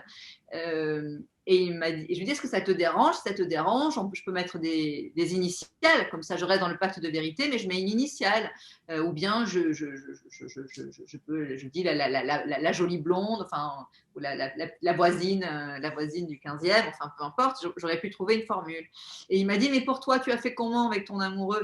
J'ai mis son prénom. Bon, bah alors tu mets aussi le prénom de mes copines. Donc il est rentré dans ce jeu-là. Donc, autant dire, quand le livre a été publié, j'étais très très inquiète. Après, je lui ai demandé s'il était OK pour faire la couverture. Il m'a dit d'accord. Je lui ai envoyé, il m'a dit d'accord. Et puis, je lui ai apporté à Noël, enfin un peu avant, début décembre. Et il l'a lu que fin décembre, quand il est venu me voir à Paris pour Noël. Et là, il m'a dit bon, j'ai lu ton livre. Alors là, ah ouais? Et alors? Il me dit bon, j'ai quand même le mauvais rôle, c'est vraiment moi. J'espère que pas beaucoup de gens vont le lire parce que j'ai le mauvais rôle. Donc, je dis, t'as pas le mauvais rôle, t'as le moment de la crise d'adolescence, c'est sûr que c'est compliqué, mais moi non plus, je m'épargne pas. Moi aussi, j'ai le mauvais rôle parce que j'ai pas été une maman parfaite à plein de moments. Et il me dit, oui, mais quand même. Et puis après, quand même, c'est impudique. Tu racontes notre vie comme ça. Je dis, oui, mais je pense que ça peut aider. Et bon, alors, est-ce que ça t'a mis mal à l'aise? Il m'a dit, parfois. Ok. Est-ce que ça t'a mis en colère? Non. Est-ce que ça t'a rendu triste? Non. Ça, je suis pas sûre quand même, hein, mais bon. Mais il m'a dit non. Est-ce que ça t'a rendu content par moment? Oui. Donc là, je me suis dit, super. Et après, il m'a dit 2 choses qui ont achevé de me rendre heureuse. La première, c'est je ne savais pas que tu avais autant souffert de mon départ. Je ne m'en suis pas rendu compte. Je suis désolée. Et je vais essayer d'être plus présent. Et donc, depuis, il essaie d'être un tout petit peu plus présent. Au téléphone 1 fois par mois, mais c'est déjà ça. Et c'est chouette. Et la deuxième chose qui m'a vraiment bouleversée, c'est qu'il y a 1 semaine, 15 jours, donc j'ai pas mal d'interviews. Là, aujourd'hui, j'avais le Figaro Magazine, Madame Figaro. J'ai fait un peu de télé aussi sur France 3, tout ça la semaine dernière. Et donc, je le lui dis pour qu'il soit fier de sa maman, mais aussi pour partager, parce que c'est quand même son histoire. Et il me dit, mais tu sais, il y a une chose que tu dis pas, et pourtant, ça me semble très important, c'est que ce livre, tu dis toujours que c'est pour les mamans, ou pour les femmes, même qui n'ont pas d'enfants, mais parce que c'est un parcours, voilà, de construction de qui on est, qui on veut être. Mais tu dis jamais que c'est pour les adolescents. Alors qu'en fait, je pense que ton livre, il pourrait être lu par des adolescents qui ne s'entendent pas très bien avec leurs parents ou qui ont des moments de communication compliqués avec leurs parents. Et ça pourrait être bien pour eux. Et donc, le fait qu'il me dise ça, c'est comme s'il me disait que c'était bien pour lui. Enfin, donc, j'ai trouvé ça génial. Voilà. Juste une petite précision là-dessus. Moi, je sais que c'est ce qui m'a vraiment beaucoup touchée et beaucoup bouleversée dans votre livre. C'était justement de sentir que ce parcours, vous l'aviez vécu, que vous aviez vécu ça tous les deux et avec les gens qui vous ont entouré aussi. Et ça a fait écho à beaucoup de choses en moi. Et c'est pour ça que je vous recommande à tous vraiment de le lire, non seulement pour l'histoire que ça raconte, pour ce que ça vient mettre en lumière, mais aussi même en dehors de l'histoire, simplement, comme on l'a dit à plusieurs reprises durant cette interview, pour pouvoir étoffer votre boîte à outils d'écrivain, pour pouvoir lire ce livre en observateur, pour pouvoir noter comment les choses se passent, comment vous les recevez, comment vous les ressentez, et essayer de voir comment Sandrine a pu réussir à vous faire ressentir telle ou telle chose. Je trouve que c'est vraiment un très très bon livre pour s'inspirer soi-même en tant qu'écrivain. Il y a quelque chose dont on n'a pas parlé justement en truc, c'est que par exemple, j'ai travaillé sur la ponctuation et il y a des moments où il n'y a pas de ponctuation. des moments où il n'y a pas de virgule, il y a des suites d'adjectifs, parfois des suites de verbes. Et c'était vraiment voulu parce que je voulais que ces moments-là traduisent le manque d'air. Ce livre, il s'appelle Ce qu'il faut d'air pour voler, parce que c'est l'histoire d'une maman qui a du mal à laisser de l'air à son fils pour s'envoler, mais qui a aussi du mal à s'en laisser à elle pour exister et faire sa vie et être autre chose qu'une maman, et être une femme, et quelle femme, et comment. Et en fait, c'est venu naturellement de ne pas mettre de virgule et de raconter cette urgence à être, à devenir, à avancer. Voilà. Et donc ça, en termes d'écriture, c'est aussi des choses que vous pouvez voir dans mon livre, mais que vous pouvez voir aussi dans d'autres livres et que vous pouvez vous mettre dans un petit coin de vos carnets pour vous en servir quand vous aurez besoin de raconter de l'urgence, voilà, que votre forme soit en accord avec votre fond. C'est justement le conseil aussi que vous pouvez tous retenir, c'est vraiment d'expérimenter. Alors évidemment, lire beaucoup, mais expérimenter aussi autant que possible, c'est-à-dire n'hésitez pas à vous faire des sessions d'écriture, ce que j'appelle moi créative, c'est-à-dire une même scène que vous voulez raconter. Bien sûr, vous aurez travaillé des choses dans votre livre, vous aurez travaillé votre structure, donc la forme de votre livre, vous avez déjà fait en sorte qu'elle porte autant que possible le fond. Mais en fait, tout dans un livre porte l'histoire, porte ce que vous voulez transmettre, tout se nourrit mutuellement. La ponctuation est très importante parce qu'elle vient mettre des respirations ou au contraire, elle vient accélérer le rythme et donc elle vient accentuer un ressenti, donner une certaine impression, faire vivre une certaine expérience. Le découpage, la longueur des phrases, la longueur des paragraphes, le découpage des chapitres, etc. Absolument tout dans le livre vient dire quelque chose et vient apporter quelque chose de supplémentaire à votre histoire. Donc, toutes ces choses-là sont importantes. Toutes ces choses-là, vous les apprenez au fur et à mesure en lisant d'autres auteurs et en lisant le plus d'auteurs possible. Notamment, moi, personnellement, dans le livre de Sandrine, mais c'est vraiment un ressenti tout personnel, tous ces petits endroits où elle a fait des accumulations, mais sans virgule, donc avec cette espèce de ressenti de précipitation, moi, ça m'a donné en fait des ressentis visuels et sonores qui sont venus amplifier ce que je ressentais déjà par rapport à sa description des photos et par rapport aux émotions qu'elle retranscrivait. Du coup, ça me permettait de faire une expérience encore plus immersive, une plongée plus profonde dans l'album de famille dont on ne voit jamais les photos dans ce livre. Donc, le but n'est pas de tout travailler en même temps. Vous n'allez pas structurer votre livre en même temps que vous l'écrivez, en même temps que vous l'écrivez parfaitement, en même temps que vous mettez la bonne virgule au bon endroit. C'est quelque chose qui se fait petit à petit, qui se réfléchit, qui se travaille, comme le sculpteur qui s'affine au fur et à mesure.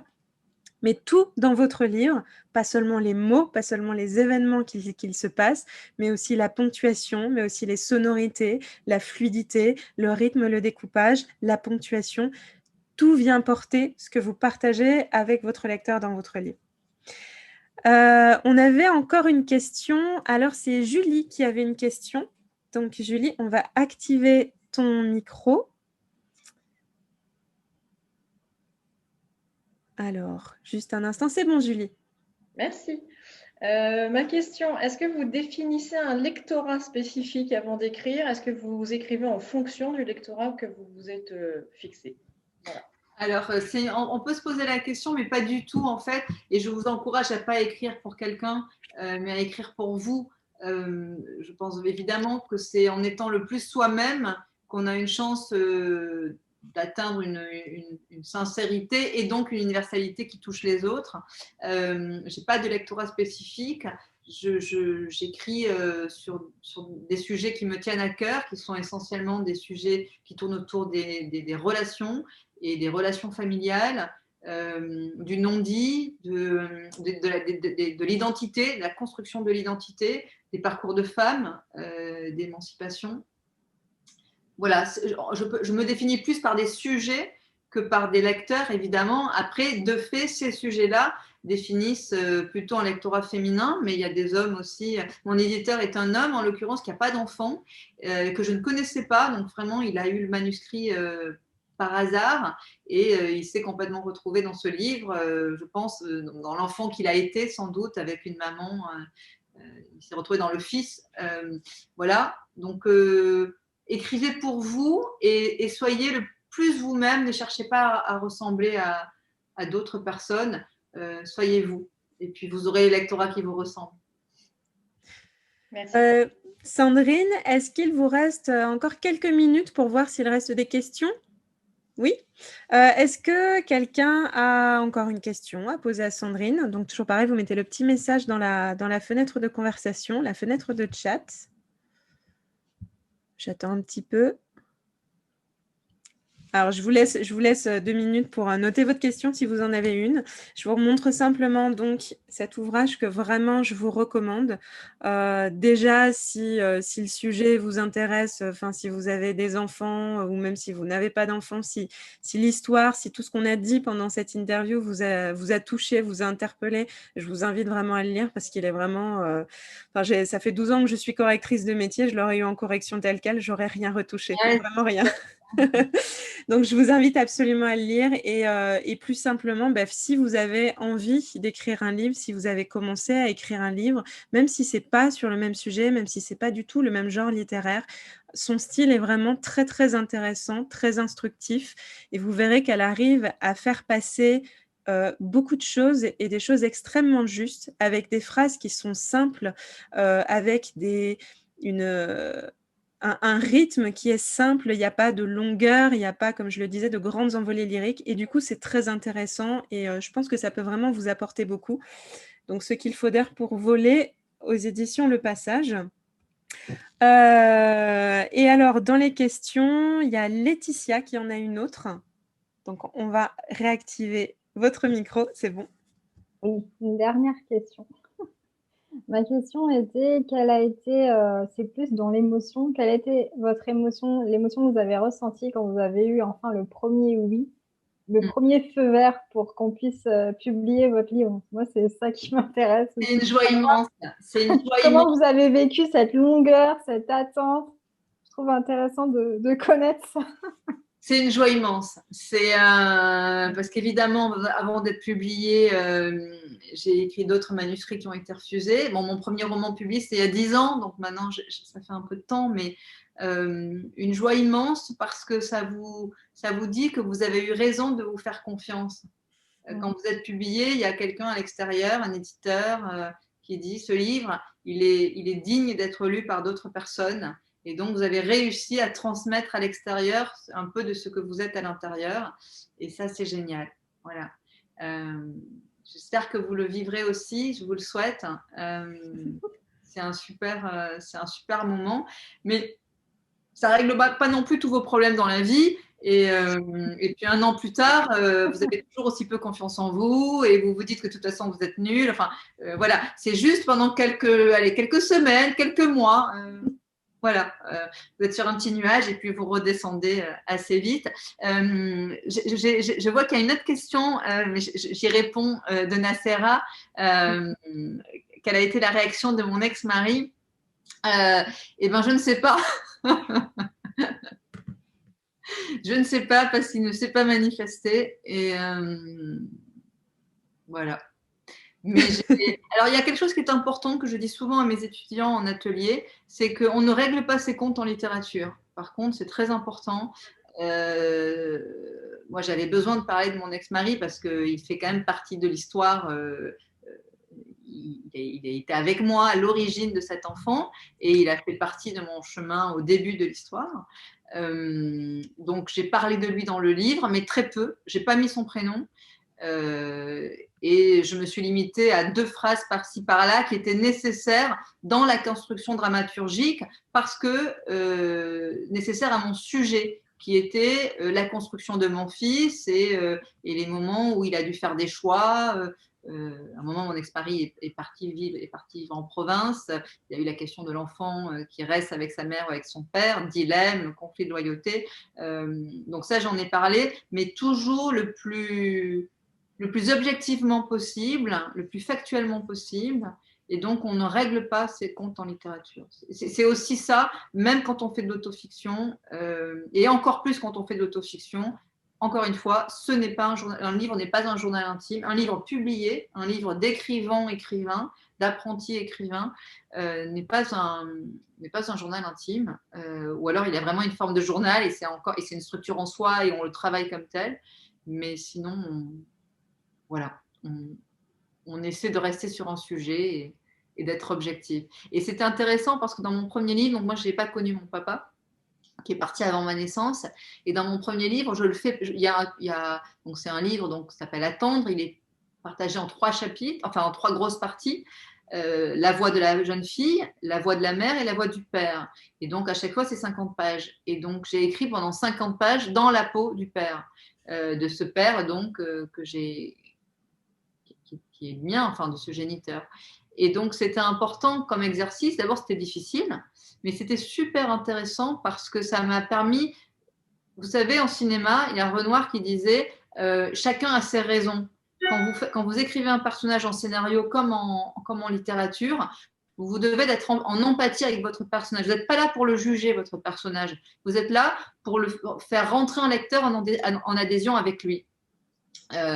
Et s'il y a plusieurs personnages, eh ben, vous faites rentrer le lecteur en adhésion avec plusieurs personnages, avec un narrateur extérieur ou un narrateur incarné, mais dans un mode choral. Et ben, là, c'est pareil. Et donc, en me mettant dans la peau de ce père qui m'a abandonné, et ben, je pense que ça m'a fait gagner quelques années de psychanalyse. Et c'était un bel exercice d'écriture. Et donc, je vous encourage aussi, à faire attention à ça. Et parfois, et d'ailleurs, il y a eu des articles qui étaient sortis après le premier qui disaient le bourreau n'est pas celui qu'on croit. Finalement, il n'y a que des victimes dans cette histoire. C'était Le Point qui avait écrit ça et je trouvais ça génial parce que j'avais réussi mon pari. Mon pari, c'était ça. C'est pas de dire mon père est un salaud parce qu'il m'a abandonné.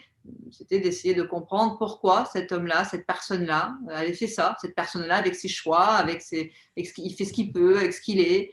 Et donc, c'est bien ce qui avait été transmis, que j'avais réussi à transmettre. Donc, mon pacte d'écriture et de littérature avait été bien perçu par la journaliste qui avait signé ça. Il n'y a que des victimes dans l'histoire. Eh bien, merci beaucoup, beaucoup Sandrine. Merci beaucoup pour votre temps. Merci pour votre générosité surtout parce que je pense que tous ceux qui ont assisté à cette interview live en ont retiré des conseils extrêmement précieux. Beaucoup d'inspiration. J'espère que ça vous a tous reboosté et ça va vous encourager à faire taire les petites voix qui disent « Oh non, je suis pas assez compétent ou compétente. » Non, si, allez-y, foncez et commencez à écrire vos livres. Dans la conversation, Stéphane vous a remis le lien de la Guilde des écrivains. Si vous souhaitez aller voir ce que c'est, si vous souhaitez voir comment est-ce qu'on peut vous aider et vous accompagner dans l'écriture de votre livre et comment vous pouvez trouver les moyens de devenir un écrivain, n'hésitez pas à aller voir, n'hésitez pas à nous poser vos questions sur la page. Il y a plein de moyens de contact, ça nous fera très plaisir de vous répondre. Merci vraiment beaucoup à tous d'avoir été avec nous aujourd'hui. Et puis, je vous souhaite à tous une très belle fin d'après-midi. Et Sandrine, merci encore. C'était vraiment un bonheur de vous écouter aujourd'hui. Merci beaucoup, c'était partagé. Et moi, je suis sur les réseaux sociaux, je suis sur Facebook et sur Instagram. Donc, n'hésitez pas à me retrouver sur Facebook et Instagram. Ouais, j'aurais dû le dire plus tôt parce qu'il y a des gens qui sont partis. Je suis hyper contente. En fait, moi, j'étais très réfractaire aux réseaux sociaux. Et puis, vu le confinement, tout ça, je me suis dit, mon Dieu, ces librairies referment. Comment je vais faire pour porter ce livre? Je n'ai pas envie qu'il meure avant d'avoir vécu sa vie. Et donc, j'ai pris des cours, ce qui fait rire mon fils, mais j'ai pris des cours d'Instagram pour comprendre comment ça fonctionnait et c'est très très puissant en fait, génial. Merci Laetitia. Et en fait voilà, et en fait j'ai découvert ça. Alors c'est très chronophage, il faut faire attention, mais j'ai trouvé que c'était super dans le partage parce que donc là tous les jours, j'ai bon, il y a les blogueuses, les chroniqueuses, évidemment, qui m'aident à rendre visible mon livre. Bon, ça, c'est super, la photo du livre, blabla. Mais il y a juste après les témoignages de mamans, de lectrices qui m'envoient un message en privé et qui me disent, voilà, j'ai lu votre livre, ça m'a touchée. Et rien que ça me redonne confiance, ça me rebooste. Donc les réseaux sociaux, c'est pas mal aussi, en fait. Voilà, c'est pas si nul que je pensais. D'ailleurs, la preuve. Bah, du coup, voilà, n'hésitez pas à suivre Sandrine, à suivre son actualité. Et puis, bah, je pense que nous avons tous passé un excellent moment. Donc, je vous souhaite à tous une très belle fin d'après-midi. On aura une interview dans une quinzaine de jours avec une autre auteure qui s'appelle Sophie Machaut. Donc, j'annoncerai ça sur les réseaux sociaux, sur la page de Blob Édition. Et puis voilà, je pense que là, vous avez beaucoup de choses sur lesquelles méditer, réfléchir. Et je pense que vous pouvez tous aller acheter votre carnet d'écrivain et commencer à noter tout votre barda, comme disait Sandrine, et commencer à récolter votre matériau et à devenir un écrivain. Voilà, très belle fin de journée à tous. Merci à vous tous. Et à très Au bientôt. revoir.